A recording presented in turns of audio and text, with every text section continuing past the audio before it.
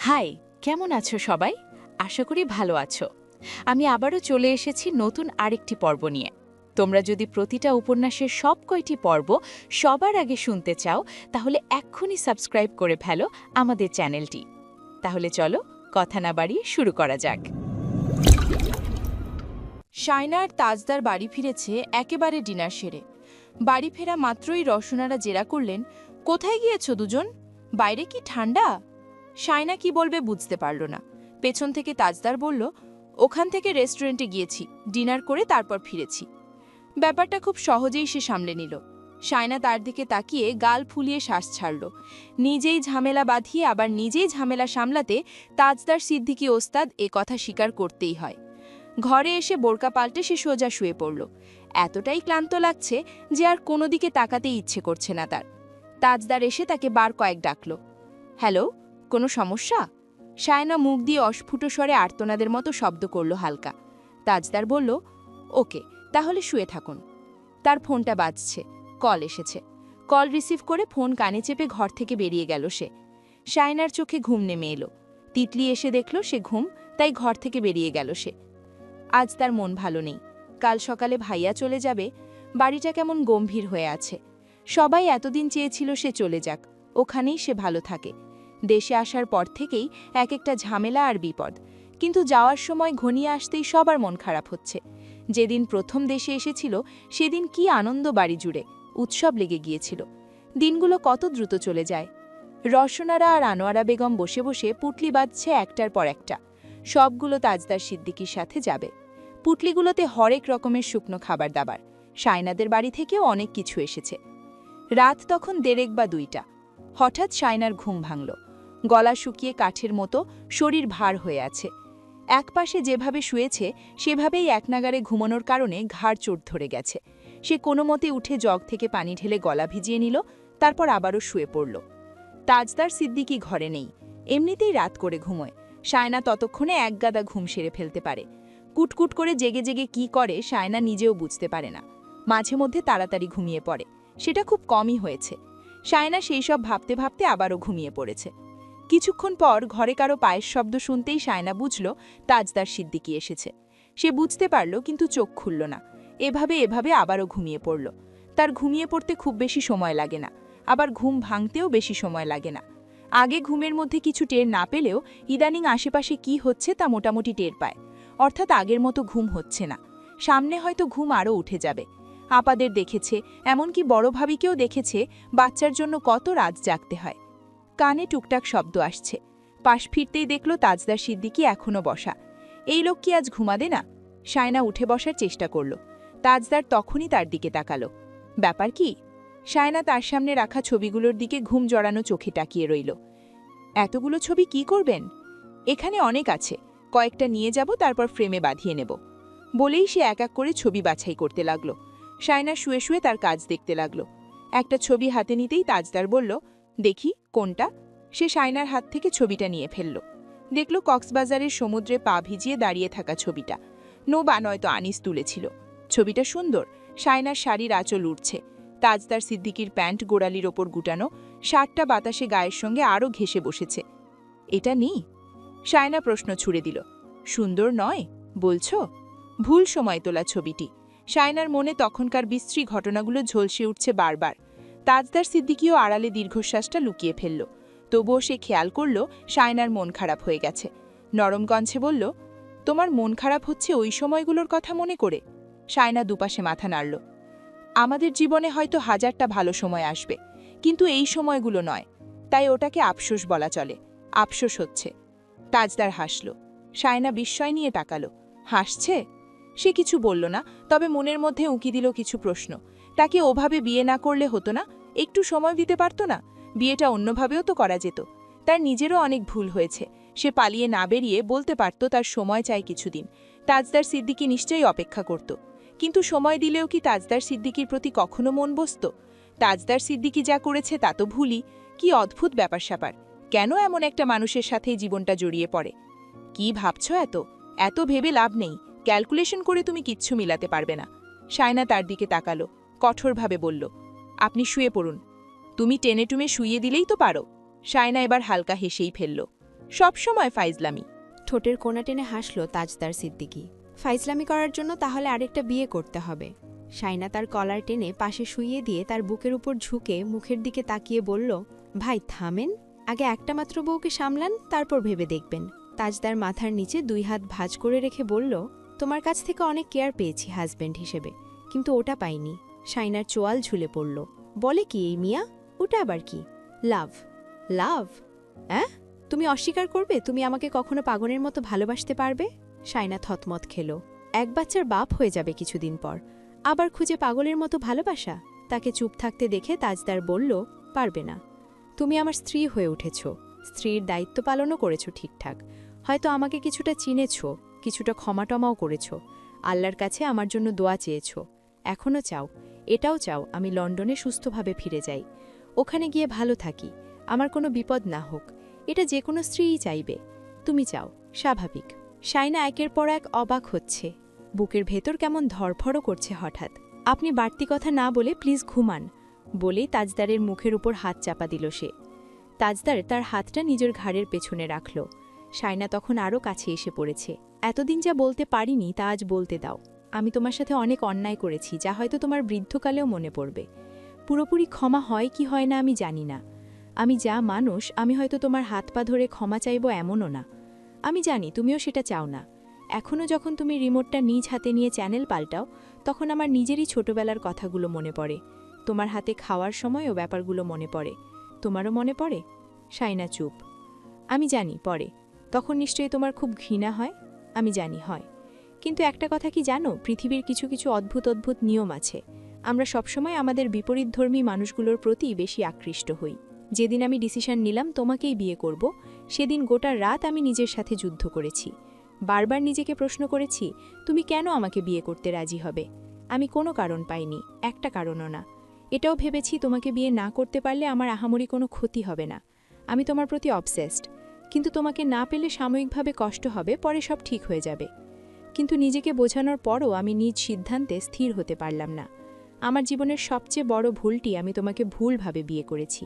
কিন্তু এটাও মানতে কষ্ট হয় যে আমার জীবনের সবচেয়ে বড় পাওনাটা ভুলভাবে এসেছে আমার জীবনে। আপনার কাল ফ্লাইট, আমরা কেন এইসব কথা বলছি? কি দরকার এইসব নিয়ে কথা বলার? দরকার আছে। তুমি আমাকে হাজারবার ভালোবাসা কিংবা ওই যেটা বলে যা হয় দুজন মানুষের মধ্যে, যা হলে মানুষ একে অপরকে ছেড়ে বাঁচতে কষ্ট পায়, মরে যায়, ওই ধরনের কিছু তুমি আমার জন্য এখনও অবধি ফিল করো না। যেটা করো সেটা দায়িত্ববোধ, যত্ন, কর্তব্য। তুমি চেষ্টা করছো কিন্তু হচ্ছে না। পৃথিবীতে কিছু কিছু ব্যাপার থাকে যা আমরা ইচ্ছে করলেই মনের উপর জোর খাটিয়েও পারি না। একটা মানুষকে আমি ভালোবাসতে চাইছি, কিন্তু আমার মধ্যে আসছে দয়া, সহানুভূতি, দায়িত্ব। ভালোবাসাটা আসছে না। তখন কষ্টের পরিমাণটা অনেক বেশিই হয়। তখন অপরজন আমাকে ভালোবাসলেও সেটা আমরা নিতে পারি না। তোমার ক্ষেত্রে ঠিক সেম। আপনি এক্স্যাক্টলি কি বলতে চাইছেন আমি বুঝতে পারছি না। সব কথার এক কথা, তুমি চাইলেও আমাকে কোনোদিন ক্ষমা করতে পারবে না, আর আমিও তোমার কাছে ক্ষমা চাইতে পারবো না, কারণ তুমি সেটা চাও না। আমাদের এই সম্পর্কের জায়গায় ক্ষমা, অনুশোচনা, ভুল স্বীকার এসব বেমানান লাগছে খুব। আমরা সেই সব নিজেরাই নিতে পারছি না। কিছু সম্পর্ক এমনই হয় যেখানে যুক্তির কোনো মূল্য থাকে না। তাই বলছি তুমি সব ভুলে যাওয়ার চেষ্টা করো না। তুমি ভুলে যেতে, ক্ষমা করতে এতটা ব্যস্ত হয়ে গিয়েছো যে না নিজে আমাকে ভালোবাসতে পারছো, না আমি তোমাকে ভালোবাসছি এটা সাবলীলভাবে নিতে পারছো। তোমার মনে হচ্ছে তুমি আমার কাছে ঋণী হয়ে পড়ছো, তাই নিজের ওপর জোর খাটাচ্ছ। এটা ভুল হচ্ছে। তোমাকে ভালোবাসতে হবে না, শুধু আমাকে ভালোবাসতে দাও। শাইনা অবাক হয়ে গেল। এমন কথা সে কখনো শোনেনি। তাজদার সিদ্দিকী এ কথা বলছে। আমি আপনাকে কোনোদিন পাগলের মতো ভালো না বাসলে আপনার কষ্ট হবে না বলছেন? তাজদার সিদ্দিকীর স্পষ্ট জবাব, না, হবে না। তুমি আমাকে এতটা ভালোবাসতে দাও যে যাতে তোমার নিজেরই কখনো মনে না আসে তুমি আমাকে ভালোবাসো না। যাকে পেটে নিয়ে ঘুরছি সে কি? ওই যে বললাম, একটা দায়বদ্ধতা। ওটাকে তুমি যখন ভালোবাসার ডেফিনেশনে রাখতে চাচ্ছ, তখনই তোমার সব হিসেব গণ্ডগোল হয়ে যাচ্ছে। তুমি সব হিসেব করা ছেড়ে দাও, আমাকে তোমাকে ভালোবাসতে দাও। আমাকে জোর করে ভালোবাসা আর ক্ষমা করার চেষ্টা ছেড়ে দাও। দেখবে তোমার মনের সব অসুখ রাতারাতি সেরে গেছে। বকবক করতে করতে ঘুমিয়ে পড়ল সে। শাইনার মনে হলো এতদিনের এই তিক্ত সম্পর্ক, এই অদ্ভুত বিয়ে, পুরনো ঘৃণা আর না বলা কথার সব হিসেব আজ মিলে গেছে। তার চোখ থেকে এক ফোঁটা অশ্রু তাজদার সিদ্দিকীর গালে এসে পড়ল। তাজদার সিদ্দিকী হার মেনে নিজের পরাজয় ঘোষণা করেও অদ্ভুতভাবে জিতে গেল। এত কিছুর পরও শায়না মমতাজ ভালোবাসতে অক্ষম এটা প্রমাণ করেই সে শেষ পর্যন্ত জিতে গেল। পরদিন সকালে এয়ারপোর্টের উদ্দেশ্য রওনা দেওয়ার জন্য তাজদার সিদ্দিকী প্রস্তুত হয়ে বাড়ির উঠোনে বের হয়ে এলো। উঠোন ঘিরে দাঁড়িয়ে আছে পুরো বাড়ির মানুষ। তাজদার সিদ্দিকী একে একে সবার সাথে কথাবার্তা বলে এলো। শাহিদা বেগম আর আফসার সাহেবের সাথে অনেকক্ষণ কথাবার্তা বলল শাইনার ব্যাপারে। ঘন ঘন শাইনাকে দেখতে যেতে বলল। তারপর আবারও বাড়িতে এলো। রওশনারাকে এসে জড়িয়ে ধরল। ছেলে জড়িয়ে ধরা মাত্রই রওশনারা কান্নায় ভেঙে পড়লেন এক বাড়ি লোকের সামনে। উনার কান্না দেখে বাকিদের চোখও ভিজে উঠল। একে দাদিমা, বোন সবার কাছ থেকে বিদায় নিয়ে এসে বলল, শাইনাকে। সবাই সমস্বরে বলে উঠল, ওকে নিয়ে চিন্তা করতে হবে না। রওশনারা বললেন, ওকে দেখে রাখার মানুষের অভাব হবে না তাজ, আমরা তো আছি। তাজউদ্দিন সিদ্দিকী বললেন, সবাই আছে ওর জন্য, কোনো চিন্তা নেই, সবাই দেখে রাখবে ওকে। ও কোথায়? ঝিমলি বলল, কি যেন আনতে গিয়েছিল ঘরে। তাজদার নিজেই ঘরে চলে গেল। শায়না ড্রয়ার থেকে তার ঘড়িটা বের করে নিল। এটা সে শাওনকে দিয়ে কিনে আনিয়েছিল ওই অ্যাক্সিডেন্টের পরে। লজ্জা লাগছিল, ঘটা করে দিতে পারেনি। আজ লজ্জা ভেঙে দিয়ে দেবে ভেবে ঘর থেকে বেরোচ্ছিল, তখনই তাজদার সিদ্দিকী এলো আর ঝাঁপিয়ে পড়ে তাকে জড়িয়ে ধরল। অপ্রস্তুত শায়না ভারসাম্য রাখতে না পেরে পিছিয়ে গেল দুপা, কিন্তু হাত ছাড়াতে পারল না, বরং আরও শক্ত করে জড়িয়ে ধরল। তাজদার সিদ্দিকী তার দুই ডালে অবিরাম চুমু খেয়ে বুকের ভেতর চাপা দীর্ঘশ্বাস গিলে বলল, চলে যাচ্ছি। শায়নার থুতনি স্থির হয়ে রইল তার কাঁধে। চোখ দুটো জ্বলছে, মনে হচ্ছে কেউ মরিচের গুঁড়ো ছিটিয়ে দিয়েছে চোখ দুটোতে। সে তাজদারের হাতে ঘড়িটা পরিয়ে দিল। বলল, সরি, এতদিন লজ্জায় দিতে পারিনি। আমাকে কত কিছু দিয়েছেন তার বদলে আমি। তার কণ্ঠস্বর কাঁপছে। তাজদার বলল, খুশি হয়েছি। জুনিয়রের যত্ন নিও। যাই, আল্লাহ হাফেজ। আল্লাহ হাফেজ। তাজদার দরজার কাছে গিয়ে আবারও থামল। ফোন বের করে ক্যামেরা অন বের করে বলল, দাঁড়াও, এটা মেমোরেবল, হাসো। শায়না অল্প করে হাসার চেষ্টা করল। তাজদার কয়েকটা ছবি নিল। তারপর তার গালটা টেনে দিয়ে ফোনটা পকেটে ভরতে ভরতে বেরিয়ে গেল। তাদের গাড়িগুলো উঠোন ছেড়ে মিলিয়ে যেতেই শায়না সবার পেছন থেকে সরে ধীরে ধীরে হেঁটে ঘরে চলে এসে দরজা বন্ধ করে দিল। বিছানায় তাজদার সিদ্দিকী পরা কাপড় চোপড়, বাড়িতে পরা জুতোগুলো ফ্লোরে ছড়িয়ে ছিটিয়ে আছে। সারা ঘর এলোমেলো হয়ে আছে। শায়না ঘরের আলো নিভিয়ে দিয়ে মেঝেতে বসে গেল। প্রায় সময় সে মেঝেতে শুয়ে থাকে এভাবে ঘরের আলো নিভিয়ে। এভাবে শুয়ে থাকতে কেন যেন ভালো লাগে। অনেকবার এমন হয়েছে সে মেঝেতে ঘুমিয়ে পড়েছে, তাজদার সিদ্দিকী এসে কোলে তুলে বিছানায় নিয়ে গেছে। আজ শুয়ে পড়ল না, তবে বসে রইল। গা দুলছে আস্তে আস্তে। কান্নায় ভিজে উঠল গাল, চোখ, বুক। নিজের ভেতরের সব কথাগুলো অশ্রু হয়ে বেরিয়ে আসতে চাইল। ঠোঁট কাঁপছে, বুকের ভেতরটা কেমন দমবন্ধ হয়ে আসছে। নিজেকে সব সময় একাই মনে হয়েছে তার। তাহলে আজ আবার নতুন করে নিজেকে একা আবিষ্কারের কারণ কি? এয়ারপোর্টের শেষ বিদায়ের মুহূর্তে তাজদার তাসনুভাকে বলে গেল শাইনার প্রতিটি খবর তাকে জানাতে। তার শারীরিক অবস্থা কেমন, ডাক্তার কি বলেছেন, আর শাইনা ঠিকমতো সব নিয়মকানুন মেনে চলছে কিনা এসবের খোঁজ রাখতে। বিদায়ের আগে সে আনিসের সঙ্গে অনেক কথা বলল। শেষের দিকে বলল, তোর বিয়ে খেতে তারিনি, শাওনেরটা এসে খাবো। আনিস পিঠ চাপড়ে দিয়ে বলল, বিয়ে শাদির কথা অনেক দূর, ভালো থাকিস, সাবধানে থাকিস, ওখানে কিন্তু আমরা কেউ নেই। তাজদার তার সাথে কথা বলা শেষে রায়হানের সঙ্গে শেষবারের মতো কথা বলে সবার কাছ থেকে বিদায় নিল। ভাইকে শেষবার দেখে তাসনুভার চোখের কোণাটা খানিকটা ভিজে ভিজে উঠেছিল। সেই মুহূর্তে আনিসকে দেখে তার মেজাজ সপ্তমে চড়ল। সে এগিয়ে এসে আনিসকে বলল, আনিস ভাই, আপনি আমাকে আসার সময় খোঁচা মেরেছেন কেন? আনিস ফোনের স্ক্রিন থেকে চোখ সরিয়ে তার দিকে তাকালো। কপাল কুঁচকে বলল, আমি? আপনি নয়তো কে? জরুরি কয়েকজন মানুষজন থাকলেই হয়ে যায়, এত কষ্ট করে এতজনকে এয়ারপোর্ট অবধি আসতে হয় না। কথাটা কেন বলেছেন আপনি? নিশ্চয়ই আমাকেই মিন করে বলেছেন। আনিস একটু অবাকই হলো। সব কথা গায়েটা নাকি মেয়ে মানুষের স্বভাব, নাকি শুধু এই মেয়েটার? কখন সে কি বলেছে সেটা নিয়ে এখন ঝগড়া করতে এসেছে, আজব। তাসনুভা বলল, শুনুন, আপনি কথাটা আমাকে গাড়িতে দেখা মাত্রই বলেছেন। আমি গ্যারেন্টি দিয়ে বলবো আপনি আমাকেই মিন করে কথাটা বলেছেন। পুরুষ মানুষকে একটা খোঁচাখুচি করা মানায় না, এসব ছেড়ে দিন, নইলে ভালো হবে না। আমি কাউকে ছেড়ে কথা বলি না আমাকে খোঁচা মারলে। আনিস বিরক্ত হয়ে সরে পড়ল। মেয়েটা ঝগড়ুটে, এটা প্রতিটা পদে পদে প্রমাণ করে।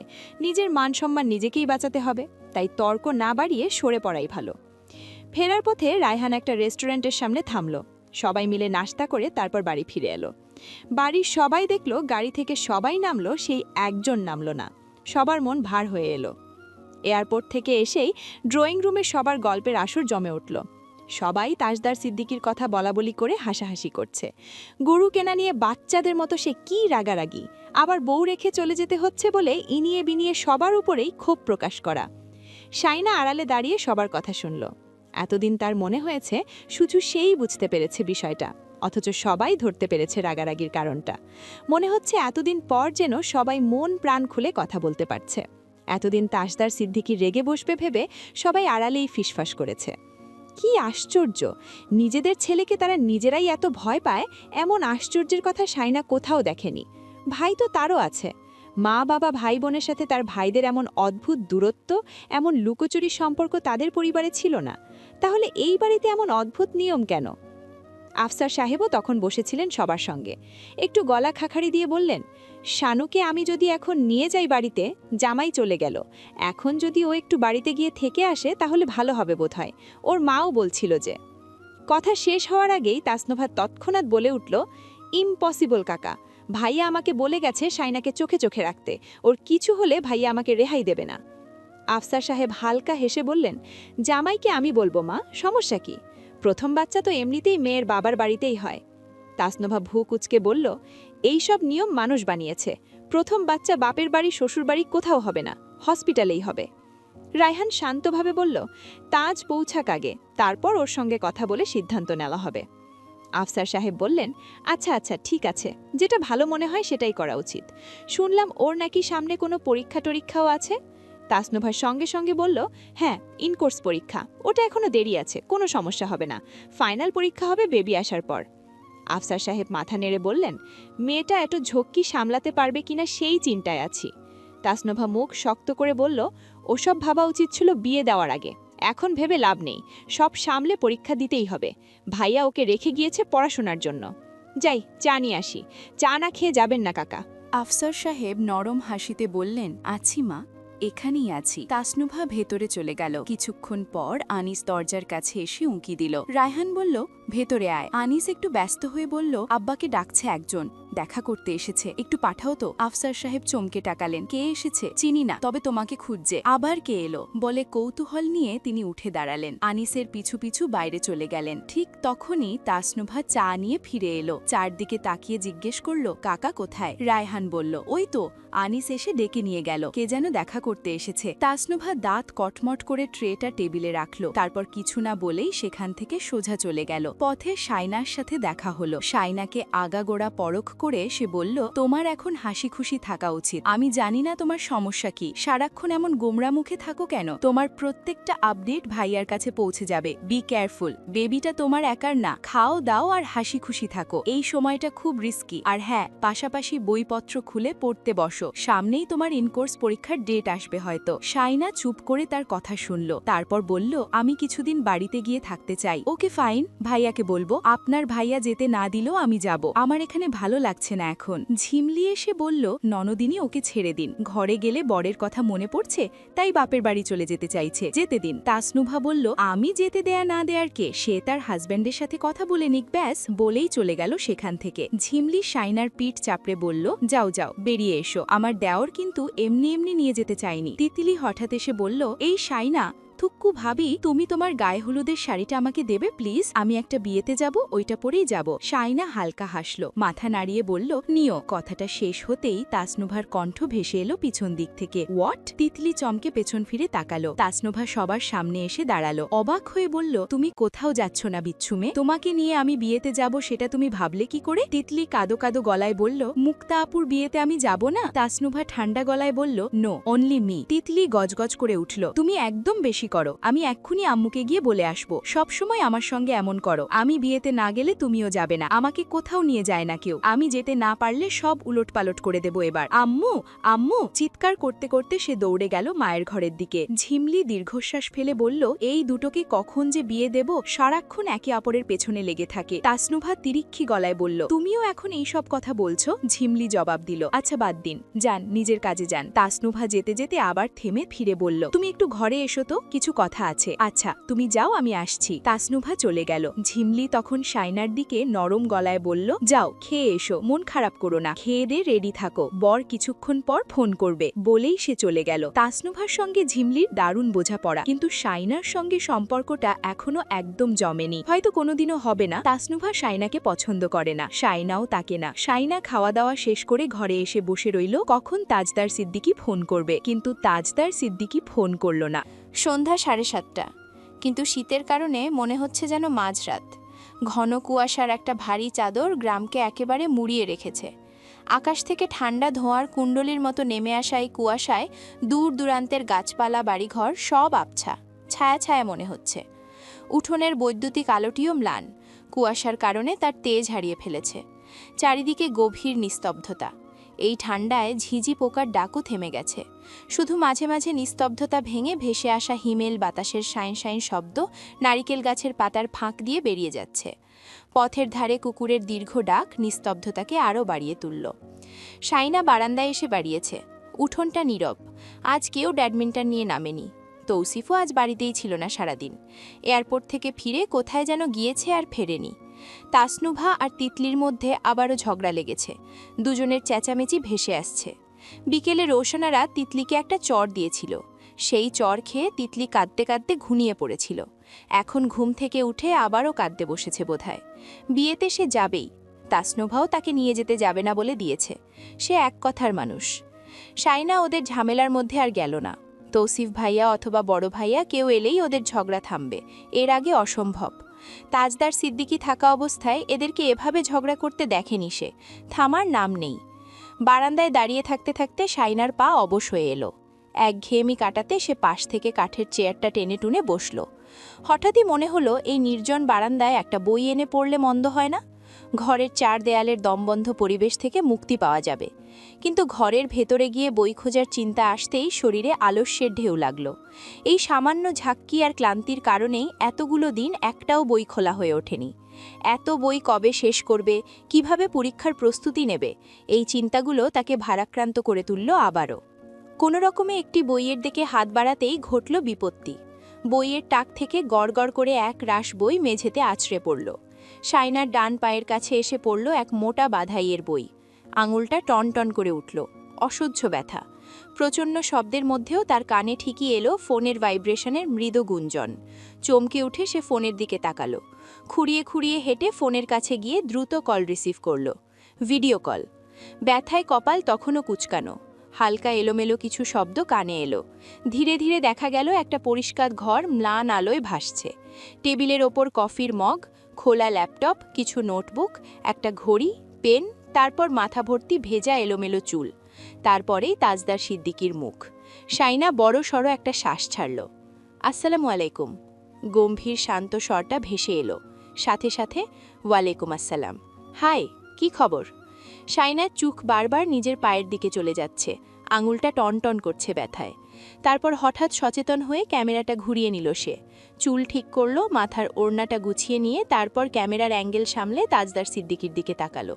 ওদিকে তাজদার একটু ঝোঁকে কি যেন একটা কাজ সেরে আবার ক্যামেরার দিকে মুখ তুলল। শোনা যাচ্ছে? শাইনা বলল, জি। এতক্ষণ লাগলো কেন?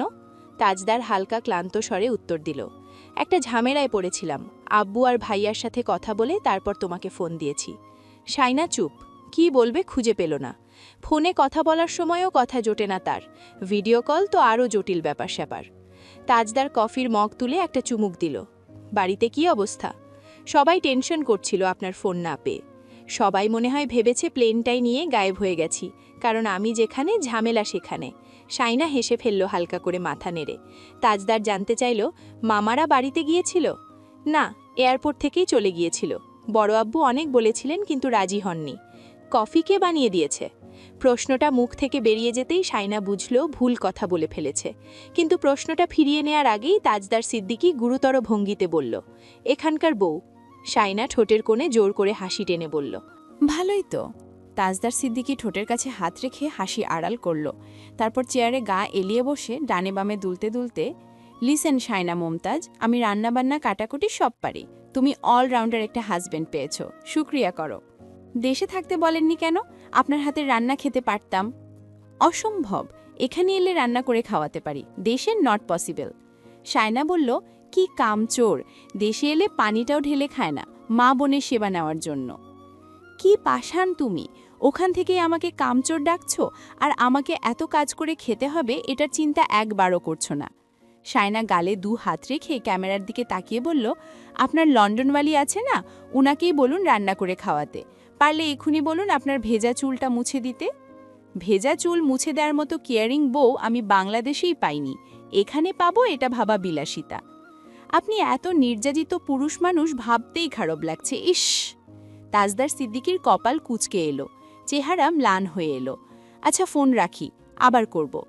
শায়না ঠোঁটের কোণায় হালকা হাসির রেখা টেনে বলল, আপনি চাইলে রেখে দিতে পারেন, আমি এখন রাখতে চাই না।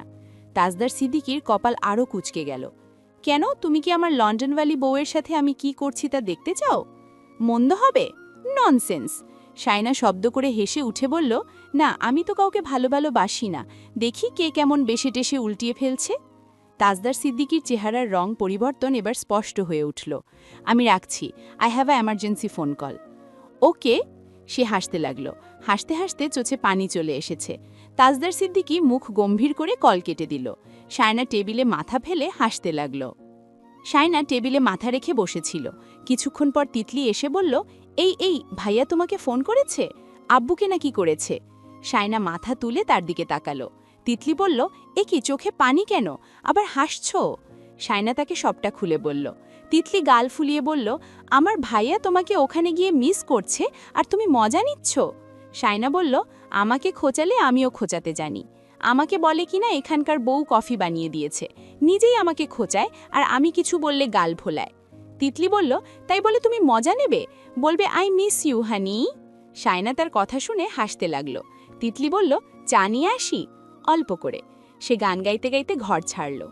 ও কত কি যে ভাবি আমি, কেমন হবে আমার স্বামী, 2 চোখে ঘুম নাই রে, আমার 2 চোখে ঘুম নাই রে। তাসনুভা ঘর থেকে তার গানের গলা শুনে বেরিয়ে এসে ডাকল, তিতলি। তিতলি গান থামিয়ে তার দিকে তাকালো। কি হয়েছে, এইসব কি ধরনের গান গাইছো তুমি? তিতলি সরাসরি বলল, অবিবাহিত সঙ্গীত। হোয়াট এ চয়েস, তোমার লজ্জা করছে না এসব গাইতে? তিতলি সরাসরি বলল, না লজ্জা করছে না, মনটা আমার উড়ু উড়ু, বুকটা করে দুরু দুরু, বিয়ের লগন এলো রে, বিয়ের লগন এলো রে। তাসনুভা রেগে গিয়ে চিৎকার করে ডাকল, ছোট ভাইয়া দেখো তিতলি কি সব গান গাইছে, আম্মু, আব্বু। শায়না, ঝিমলি দুজনেই এসে পড়ল তার চিৎকার শুনে। ঝিমলি বলল, এরা দুজন আজ কি শুরু করেছে? তৌসিফ সবেমাত্র বাড়ি ফিরেছে। গোসল করার জন্য গলায় তোয়ালে জড়িয়ে ওয়াশরুমে যাচ্ছিল, ঠিক তখনই তাসনুভার চেঁচামেচি শুনে বেরিয়ে এলো। বিরক্ত হয়ে বলল, কি হয়েছে? তোদের জ্বালায় ঘরে এসে শান্তি নেই, সমস্যা কি? দুটোকেই ঘাড় ধরে বের করে দেব। তাসনুভা তিতলিকে দেখিয়ে বলল, ও অসভ্যের মতো গান গাইছে। তো গাক, তোর কি, সারাক্ষণ চিল্লাচিল্লি ছাড়া কিছু পারিস না, যা ফুট। বলেই বিরক্ত হয়ে চলে যেতে লাগলো সে। তিতলি তাসনুভাকে মুখ ভেঙচিয়ে আবারও গানটা গাইতে লাগলো। ও ও কত কি যে ভাবি আমি, কেমন হবে আমার স্বামী, 2 চোখে ঘুম নাই রে, আমার 2 চোখে ঘুম নাই রে। গানটা শুনেই তৌসিফ থেমে গেল। ঘাড় ফিরিয়ে তাকাতেই তিতলির তাকে দেখা মাত্রই জিভে কামড় দিয়ে পালাতে যাচ্ছিল। তার আগেই তৌসিফ জুতো খুঁজে নিয়ে তার দিকে ছুঁড়ে মারল। তিতলি বাপ বাপ বলে পালিয়ে গেল, অভিশাপ দিয়ে গেল, তৌসিফ পে, তোর জীবনেও বিয়ে হবে না। তাসনুভা বান্ধবীর বিয়েতে এসেছে। অনুষ্ঠান হচ্ছে শহরের একটা নামিদামি ক্লাবে। আজ গায়ে হলুদ। সে একাই এসেছে, তিতলিকে নিয়ে আসেনি। আসার সময় তিতলি অনেক কান্নাকাটি করেছে, কিন্তু তারপরেও আনেনি। তিতলি খুব ছটপটে, তাকে সারাক্ষণ চিন্তায় থাকতে হবে তাকে নিয়ে, তাই নিয়ে আসেনি। যে কোনো অনুষ্ঠানে গেলে তিতলি একটা না একটা ঝামেলা বাঁধাবেই। তাছাড়া রাত বেশি হয়ে গেলে তাকে থেকে যেতে হবে এখানে, তিতলি সাথে থাকলে এক্সট্রা ঝামেলা। তিতলিকে নিয়ে আসেনি বলে মুক্তার মা, মুক্তার ছোট বোন তাসনুভার উপর রেগে গেছে। ওদের কথা শুনে তাসনুভার মনে হলো তিতলিকে নিয়ে আসা উচিত ছিল। তৌসিফ খুব ব্যস্ত ছিল, তাই সেও আসতে পারেনি। কাল বিয়েতে আসবে সে আর রায়হান। তাসনুভা ভাবল কাল ভাইয়াকে বলবে তিতলিকেও নিয়ে আসতে। এত আনন্দ হইহল্লার মধ্যে তিতলির কথা বারবার মনে পড়ছে তার। বাড়িতে ফোন করবে কিনা ভাবতে ভাবতে আর ফোন দিল না। গায়ে হলুদের অনুষ্ঠান তাড়াতাড়ি শুরু হয়েছে। যেহেতু শীতের রাত, সেহেতু দূর দূরান্তের আত্মীয় স্বজন ভোর রাত অবধি ক্লাবে থাকতে পারবে না, তাই তাড়াতাড়ি কেক কেটে অনুষ্ঠান শুরু হয়েছে। নিচতলায় খাওয়া দাওয়া হচ্ছে, দোতলায় বউকে স্টেজে বসানো হয়েছে, কেক কাটা আর ছবি তোলা হচ্ছে। তাসনুভা আর তার বাকি বান্ধবীরা সবাই একসাথে শাড়ি পরেছে বউয়ের লেহেঙ্গার সাথে ম্যাচিং করে। শাড়ির রং গাঢ় সবুজ আর লাল খয়েরি, ব্লাউজ সবুজ, তবে বেশ কাজ আছে হাতায়। কাঁচা ফুলের গহনা পরেছে সবাই। তাসনুভা গলায় কিছু পরতে পছন্দ করে না, তাই শুধু কানের টানা দুলটা পরেছে। হাতে অবশ্য চুড়ি পরেছে শাড়ির সাথে ম্যাচিং করে। কেক কেটে বান্ধবীদের সাথে গ্রুপ ছবি তোলার পর মুক্তার সাথে তাসনুভা বেশ শাড়ির রং নিয়ে বেশ তর্কতর্কি জুড়ে দিল। মুক্তা শেষমেশ লাল শাড়ি কিনেছে তার বরের পছন্দে। কথা ছিল কোনো লাইট কালারের শাড়ি কিনবে, তাই সব বান্ধবীরা মিলে গাউন কিনেছিল শাড়ির সাথে ছবিতে ভালো দেখায়। কিন্তু সব গোলমাল হয়ে গেল। তাসনুভা নাক সিটকে বলল, তুমি বলেছিলে লাল রঙের শাড়ি তুমি জীবনেও কিনবে না, তাহলে? সারা হাসি চাপা দিয়ে বলল, নুভা, বাদ দাও না। জ্যোতি বলল, তোমার বিয়েতে আমরা ম্যাচিং গাউন পরব, এবার এসব বাদ দাও। জেনি হেসে বলল, নুভা, কাল তোমার সাথে ছবি তুলবে না মুক্তা, দেখে নিও। বলতে বলতে তারা হাসছে একসাথে। এক একজনের এক এক কথা শুনে তাসনুভা অবাক হয়ে বলল, এত হাসাহাসির কি আছে? লাল পরবে নাকি অন্য কালার, দ্যাটস হার চয়েস, কিন্তু আমাদের মিথ্যে বলার কি দরকার ছিল? মুক্তা হতাশ হয়ে বলল, আমার কি করার ছিল বলো তো? তোমাদের জিজুই এমন বলেছে, ওনার নাকি লাল পছন্দ। দেখো, তোমার বড় যদি চায় লাল শাড়িতে তোমাকে বউ সাজে দেখতে, তখন তোমারও ইচ্ছে করবে লাল পরতে। তাসনুভা নড়ে চড়ে বসে বলল, কেন আমাকে বরের পছন্দের শাড়ি পরতে হবে? আমার বিয়েতে সব আমার চুজ করা জিনিস থাকবে। আশ্চর্য, বর কি আমাকে কিনে নিয়েছে? বিয়ের দিন থেকেই যদি এই অবস্থা হয়, তাহলে পরে কি হবে? সব তার পছন্দের কাজ করতে হবে। এটা কেমন না? আচ্ছা, দেখব আমরা। তোমার বিয়ে এখনো বাকি আছে, দেখব। দেখে নিও। সে গা মোছড়ে সরে গেল সেখান থেকে। মুক্তা ডেকে বলল, তোমাদের জিজু আসছে, ঝগড়া আজকেই সেরে নিতে পারবে। তাসনুভা কপাল কুঁচকে বলল, কখন আসছে? এসে পড়বে এক্ষুনি। রাত 1:30টার ঘরে। এই ক্লাব থেকে গাড়িতে করে প্রায় 20 মিনিটের পথ গেলে বরপক্ষের ক্লাব। তারা জানিয়েছে কয়েকজন বন্ধুবান্ধব সহ বর আসছে। আসতে চাইনি, মুক্তা জোর করেছে বলে আসতে হলো। তাসনুভা সব শুনে বলল, তোমার বর আসছে শুনে খুশি হতে পারছি না, সরি, কারণ আমি ভিতা কাটার দলে নেই, ওসব আমার কাজ নয়। তার বান্ধবীরা সবাই হেসে ফেলল একসাথে। তোমরা হাসছো কেন আজব? মুক্তা বলল, আমরা ভাবছি অন্য কথা। কি কথা? তোমাকে আজকে যা লাগছে, বরের অবিবাহিত বন্ধুটন্ধু কেউ যদি থাকে তাহলে তো। তাসনুভা তাকে থামিয়ে দিয়ে বলল, বিয়ে বাড়িতে এসে প্রেমে পড়ার মতো চিপ ব্যাপারস্যাপ এখনো হয়? মুক্তা হাসি থামিয়ে বলল, আচ্ছা বাদ, তোমার সাথে আমি আর কোনো কথা বলছি না। বাকিরা সবাই হাসছে। তাসনুভা এদিক ওদিক তাকিয়ে ক্যামেরাম্যানকে ডাকলো হাত বাড়িয়ে। তারপর মুক্তাকে বলল, তোমরা একটু নিচে নামবে, আমি একা কিছু ছবি তুলব। মুক্তা বলল, আসো সবাই মিলে গ্রুপ ছবি তুলি। অনেক তুলেছি, এবার আমি একা কিছু ছবি তুলব, প্লিজ নামো। সবাইকে স্টেজের নিচে নামিয়ে ছাড়ল সে। তারপর একা একা বিভিন্ন পোজ দিয়ে ছবি তুলতে লাগলো। ক্যামেরাম্যান তৌসিফ হলে এতক্ষণে তার দিকে ক্যামেরা ছুড়ে দিয়ে পালাতো। ছেলেটা অল্প বয়সী, তাসনুভাকে রাগে দেখে কিছু বলতেও পারছে না, আবার সইতেও পারছে না। জেনি এত ছবি তুলতে দেখে শেষমেশ বলল, নুভা, মনে হচ্ছে আজ তোমার বিয়ে। তাসনুভা সাথে সাথে বলল, এবার এটা বলে বসো না যে বড় আসবে কিছুক্ষণ পর। ক্যামেরাম্যান হঠাৎই ক্যামেরা নিয়ে ছুটছে। তাসনুভা হাত বাড়িয়ে ডাকল, এই সমস্যা কি? ক্যামেরাম্যান ছুটতে ছুটতে বলল, বর এসেছে। বান্ধবীরা সবাই একসাথে তাসনুভার দিকে তাকালো। দেখেছ, আমাদের কথা মিলে গেল। তাসনুভা শাড়ি ধরে স্টেজ থেকে নামতে নামতে মুক্তাকে বলল, তোমার বর এসেছে, যাও নিচে যাও। মুক্তার কাজিনরা সবাই মুক্তাকে নিচে নিয়ে যাওয়ার জন্য এসেছে। সবাই তাকে নিয়ে চলে যাচ্ছিল। সারা জিজ্ঞেস করল, নুভা যাবে না? তাসনুভা চেয়ারে বসে ছোট্ট একটা আয়না মুখের সামনে ধরে লিপস্টিক দেখতে দেখতে বলল, নো। মুক্তা বলল, আরে এসো জেনি, ওকে টেনে নিয়ে এসো। জেনি তাই করল, তাসনুভাকে ধরে নিচে নিয়ে গেল। মুক্তার বর আর বরের বন্ধুবান্ধবকে ঘিরে মুক্তার ভাই আর কাজিনদের উত্তেজনার শেষ নেই। সবাই ফুল আর গ্লসি স্প্রে ছুটছে, শীষ বাজাচ্ছে, হাততালি দিচ্ছে, সাথে ফুল ভলিউমে গান তো বাজছেই একের পর এক। তাসনুভা একপাশে দাঁড়িয়ে রইল। চুলে ফুলের পাপড়ি কিংবা স্প্রে পড়ুক তা সে চায় না, এইসব তার কাছে বিরক্তিকর লাগে। বর আর বরের বন্ধুদের উপর গ্লসি স্প্রে ছুটছিল সবাই মিলে। বরের একজনের চোখে গিয়ে পড়ায় সেখানে গুঞ্জন উঠতেই সাথে সাথে ফুল আর স্প্রে ছোড়া বন্ধ হয়ে গেল। তাসনুভা এবার জেনিদের কাছে চলে যাচ্ছিল, ঠিক সে সময় কেউ একজন পেছন থেকে তার চুলের ওপর গাঁদা ফুলের পাপড়ি ছুঁড়ে মারল এক গাধা। তাসনুভার পুরো মাথা ভরে গেল। ঘাড় ফিরে থালা হাতে দাঁড়িয়ে থাকা মেয়েটিকে ঝাড়ি মারল সে। এই মেয়ে। মেয়েটি ভয় ভয় বলল, আমি না আপু, ওই ভাইয়াটা প্লেটটা উপরে তুলে সরিয়ে দেওয়ার সময় আপনার মাথায় গিয়ে পড়েছে সব। সরি আপু। তাসনুভা ভদ্রলোকের দিকে তাকাতেই ভদ্রলোকও এক চোখে টিস্যু চাপতে চাপতে ধীরে ধীরে ঘাড় ফিরিয়ে তার দিকে তাকালো। পরনে গোল্ডেন রঙের পাঞ্জাবি। তাসনুভার চোখ জোড়া ধীরে ধীরে বড় হয়ে এলো। কপাল কুঁচকে ফেলে সে অবিশ্বাসের সাথে বলল, আপনি? আনিস কোনো জবাব না দিয়ে চুপচাপ হেঁটে চলে যাচ্ছিল। তখনই তাসনুভা পেছন থেকে বলে উঠল, আশ্চর্য, আপনাকে দেখে তো মনে হচ্ছে আপনি আমাকে চিনতেই পারছেন না।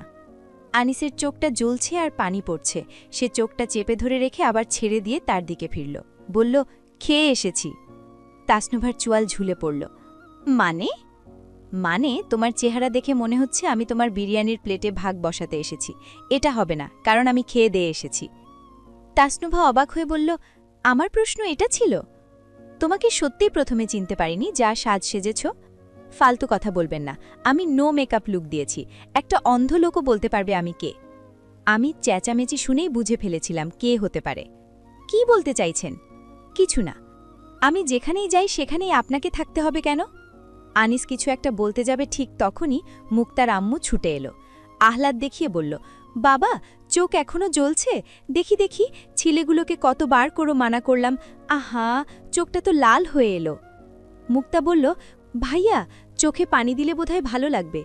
আনিস বলল, না না, ঠিক আছে আমি। আন্টি ব্যস্ত হবেন না, ঠিক হয়ে যাবে। বর পাশ থেকে বলল, পানি খাবি?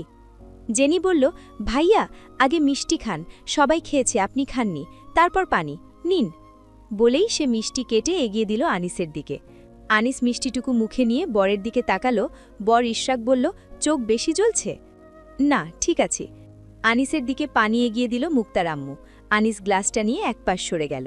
চেয়ার টেনে বসে পানি খেতে যাবে, ঠিক তখনই কে যেন তাসনুভাকে বলল, বরের বন্ধুদের মধ্যে কাউকে দেখে নাও নুভা, দু একজন আনম্যারিড আছে। তাসনুভা কাটকাট গলায় বলল, সবকটা দেখতে 2-3 বাচ্চার বাপের মতো, তার উপর ন্যাকামিতে ভরপুর। ডিসগাস্টিং। আনিস যতটুকু পানি খেতে নিল সবটুকু মুখ থেকে ছিটকে পড়ল সাথে সাথে। আনিসের বন্ধুরা তাকে 4 দিক থেকে ঘিরে ধরল। হাসাহাসি করছে সবাই। আজকে তোর কি অবস্থা রে? আসার পর থেকেই তোর মাথার উপর এক একটা বিস্ফোরণ ঘটছে। বন্ধুরা হাসতে হাসতে তার পিঠ চাপড়ে দিচ্ছে। আনিস বিরক্ত মুখে গ্লাসটা নামিয়ে রাখল। টিস্যু দিয়ে ঠোঁটের পাশ মুছতে মুছতে বলল, সরে দাঁড়া তোরা, গরম লাগছে। আরে, শীত পড়ছে, গরম আবার কোথা থেকে এলো? ওই সময় ইশরাক ডেকে বলল, এইদিকে আয়, বসে থাকতে এসেছিস নাকি? আয়। আনিস মাথা নাড়িয়ে বলল, আমি আর কিছু খাবো না, তোরা যা।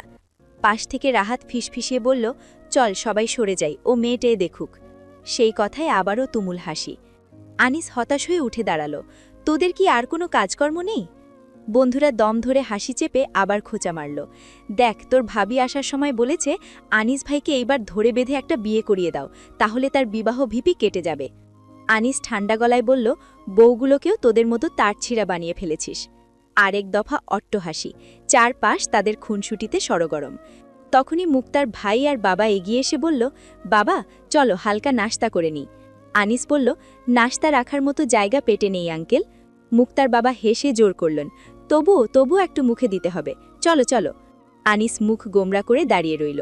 শেষমেশ সবাই টানাটানি করায় বাধ্য হয়ে তাদের সঙ্গে যেতে হলো। এদিকে তাসনুভা দোতলায় গিয়ে গুটিসুটি মেরে বসে আছে। নিচে নামবে না, এটা স্পষ্ট করে সবাইকে জানিয়ে দিয়েছে। অন্তত বরপক্ষ যতক্ষণ নিচে থাকবে ততক্ষণ তার পা সিঁড়ির ধারে পড়বে না। নিচে বর আর তার বন্ধুরা হেসে খেলে গল্প করছে, মাঝে মাঝে সিরিয়াস কথাবার্তাও চলছে। মুক্তা তাদের সাথে আছে, তার বান্ধবীরাও পাশে বসেছে। হাসি ঠাট্টা, পড়াশোনা, প্রফেশন, একে অন্যকে চিনে নেওয়া, সব মিলিয়ে জমে জমাট আড্ডা বসেছে। মুক্তা হঠাৎ চারপাশে তাকিয়ে বলল, এ কি, নুভা কোথায়? এতক্ষণ ছিলই না। এক নিমিষে পিন পতন নীরবতা। জেনি ফিসফিসিয়ে বলল, ও বলেছে আসবে না। কেন জানি না, ওর মাঝে মাঝে মুড সুইং হয়। মুক্তা বিরক্ত হয়ে বলল, এই মেয়েকে নিয়ে আর পারি না সত্যি। সবাই নাশতা শেষ করে স্টেজের দিকে গেল।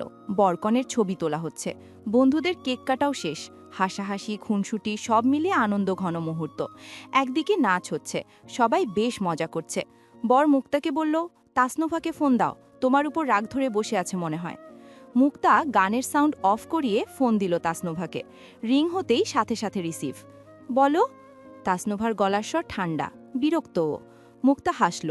কি রে, সাজঘরে গিয়ে ঘুমিয়ে পড়েছ নাকি? আমি আমার কমফোর্ট জোন ছাড়া যেখানে সেখানে ঘুমাতে পারি না, এটা তুমি ভালো করেই জানো। আচ্ছা ঠিক আছে, কিন্তু তুমি কোথায়? নিচে আসো, তোমার ভাইয়া বলছে আসো, ছবি তুলব। না, আমি যাব না, আমার ভালো লাগছে না। আরে আসো তো, না হলে আমি নিজে গিয়ে ধরে নিয়ে আসব। আমাকে একা থাকতে দাও মুক্তা। মুক্তা ভ্রু কুচকালো। তুমি কি কাউকে দেখে লজ্জা পাচ্ছ নাকি? তাসনোভা আকাশ থেকে পড়ল। আমি আর লজ্জা? তাহলে নিচে আসো, না হলে আমি 2 সুপ্তিকে পাঠাচ্ছি তোমাকে নিয়ে আসতে। মুক্তা তার বোনকে দেখে বলল, যাও তোমার নুভাপুকে নিয়ে এসো। সুপ্তি দোতলায় উঠতেই তাসনুফা আয়নার সামনে গিয়ে দাঁড়ালো। প্রথমে চুল ঠিক করলো, তারপর শাড়িটা সামনে পিছনে টেনে দেখে নিল সব ঠিক আছে কিনা। শেষে ঠোঁটে সামান্য লিপগ্লস ছুঁয়ে আয়নায় নিজের প্রতিচ্ছবিকে একবার তীক্ষ্ণ দৃষ্টিতে মূল্যায়ন করল। সুপ্তি, আমার আগে আগে থাকো, বলে সে দরজা ঠেলে বেরিয়ে এলো। দুজনে সিঁড়ি বেয়ে নামতেই নিচের হলঘর থমকে গেল, সব চোখ তাদের দিকে। স্টেজে কেক কাটার রীতিমতো উৎসব চলছে। বরকনের পাশে বসেছে আনিস আর তার বন্ধুরা। কেক খাওয়ানো হচ্ছে। আনিসের আর কিচ্ছু খেতে ইচ্ছে করছে না। আজ এত খাওয়া দাওয়া হয়ে গেছে যে মনে হচ্ছে এভাবে চলতে থাকলে 3-4 বাচ্চার বাবা হতে খুব একটা দেরি হবে না। হঠাৎ তাসনুফাকে সিঁড়ি দিয়ে নামতে দেখে আনিস নিচু গলায় বলল, তোরা কথা কম বলিস, আমার বেয়ান আছে এখানে, আমার মান সম্মান রাখিস। বন্ধুরা একসাথে হৈ হৈ করে উঠল। তোর বেয়ান? আগে কেন বললি না? তোর বেয়ান মানে তো আমাদেরও বেয়ান। কোনটা? একজন সঙ্গে সঙ্গেই নির্দেশ করল, ওই যে গাল ফুলিয়ে যেটা নামছে ওইটা। ওর বোনের বিয়ে দিয়েছে না পাশের বাড়িতে, তাজদার সিদ্দিকীর সাথে, ওর বোন। আরেকজন মুখ টিপে হাসল, একে তো শাইনার বিয়েতে তো দেখেছিলাম, একদম তাজদার সিদ্দিকীর ফটোকপি। আনিস বিরক্ত হয়ে বলল, থাম তোরা, আর বলিস না। তার মনে হচ্ছে বেয়ান শব্দটা বলে সে ফেসে গেছে, এবার আর রক্ষে নেই। সবাই ইনিয়ে বিনিয়ে ডাকাডাকি করা শুরু করল, আনিসুজ্জামানের বেয়ান নামের কেউ আছে নাকি? তাসনুভা তার বান্ধবীর আড়ালে দাঁড়িয়ে কোনো মতে মুখ ঢাকার চেষ্টা করছে। আনিস ভাইয়ের সব বন্ধু আনিস ভাইয়ের মতোই ফালতু। আনিস হতাশ দৃষ্টিতে তাকিয়ে আছে বন্ধুদের দিকে। রাহাব বলল, আরে চাপ নিস না, আমরা ওর ভাইয়ের বন্ধু, প্রাইমারিতে একসাথে পড়েছি। মুক্তা তাসনুহাকে দূর থেকে ডাকল। তাসনুহা চুপচাপ থাকায় সে নিজেই এগিয়ে এলো। এই নুভা, এদিকে এসো তো। তাসনুভা বিরক্তির দৃষ্টি ছুড়ে ধীরে ধীরে এগোলো। কাছে যেতেই মুক্তা ধমকের সুরে বলল, লুকিয়ে লুকিয়ে থাকছো কেন? তাসনুভা দীর্ঘশ্বাস ফেলল। দেখছো না সবাই কি শুরু করেছে? এসব কী ধরনের কথা বলার স্টাইল? মুক্তা ভ্রু কুচকে বলল, ধুর, উনি শুধু বলেছে আমার বেইয়ান আছে, কথা সাবধানে বলিস। এখানে ভুল কোথায়? ওরা তোমাকে চেনে তাজদার ভাইয়ার সুবাদে, মজা তো করবেই। চলো পরিচয় করিয়ে দিই। কথা শেষ না হতেই সে তাসনুভাকে টেনে নিয়ে গেল।